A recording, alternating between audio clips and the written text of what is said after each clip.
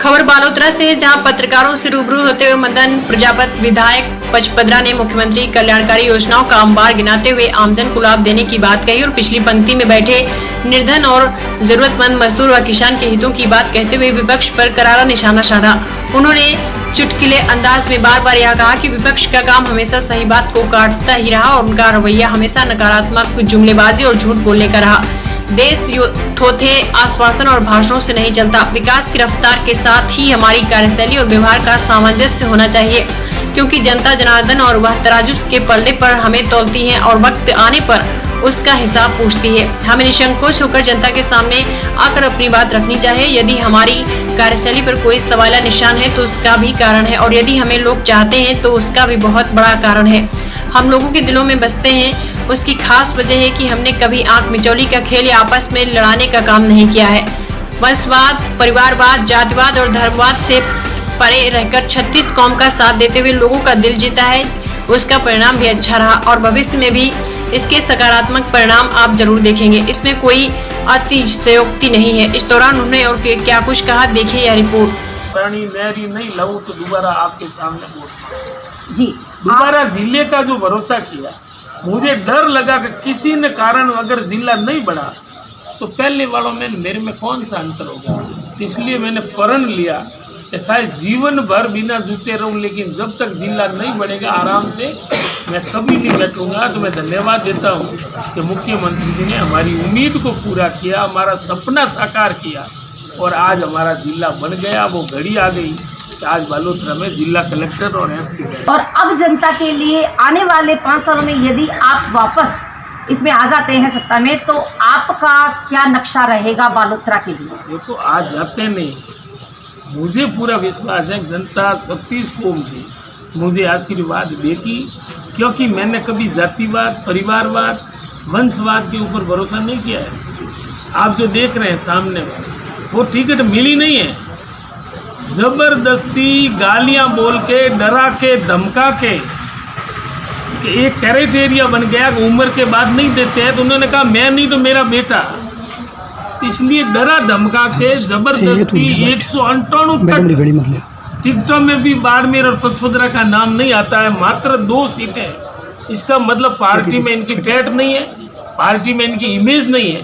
और मान लो इनकी सरकार भी बढ़ती है तो ये कौन सा जनता का भलो करेगा। 198 में भी इनको टिकट नहीं देते हैं और डरा धमका कर टिकट लाते हैं। तो मोदी जी का भाषण सही है कि इन मरा राम जी की बातें, उन्होंने कहा परिवारवाद का खात्मा करेंगे, वंशवाद का खात्मा करेंगे। ये तो मोदी जी की जबान झूठी है और या ये सही है कहीं ना या कहीं, ये झूठे। कहीं ना कहीं आप ये मान रहे हैं कि मोदी जी जो वंशवाद को खत्म करने की बात करते हैं उसके लिए ये भारी पड़ रहा है। ये मोदी जी के आदेश की पालना है, ये आदेश को इन्होंने तो नहीं माना।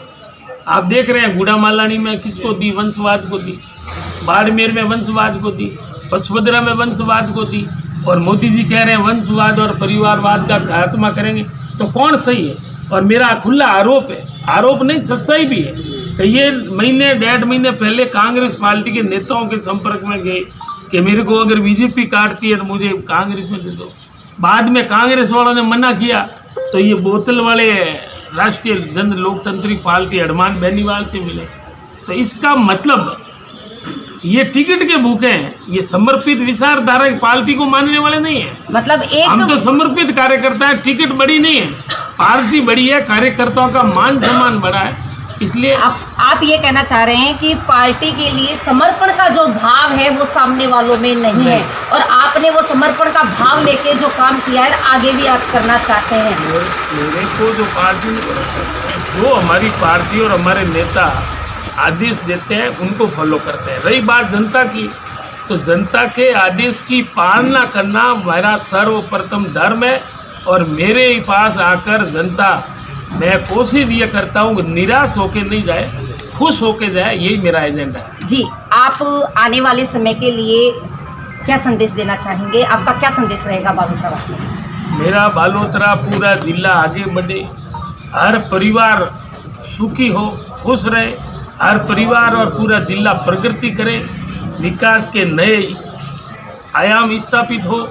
और पहले भी हमने खूब किया है। मुख्यमंत्री जी आप जानते हैं कि उन्होंने एक ही बात कही अशोक गहलोत जी ने कि आप मांगते मांगते थक जाओगे, मैं देते देते नहीं। कितनी शानदार योजना है साहब। चिरंजीवी 25 लाख का इलाज फ्री, 10 का बीमा, और अभी तो हर महिला को सालाना 10,000 की घोषणा की है, और 2 रुपये किलो गोबर खरीदने का, हर परिवार को 500 में गैस का सिलेंडर देने का वादा 7 गारंटियों में किया है।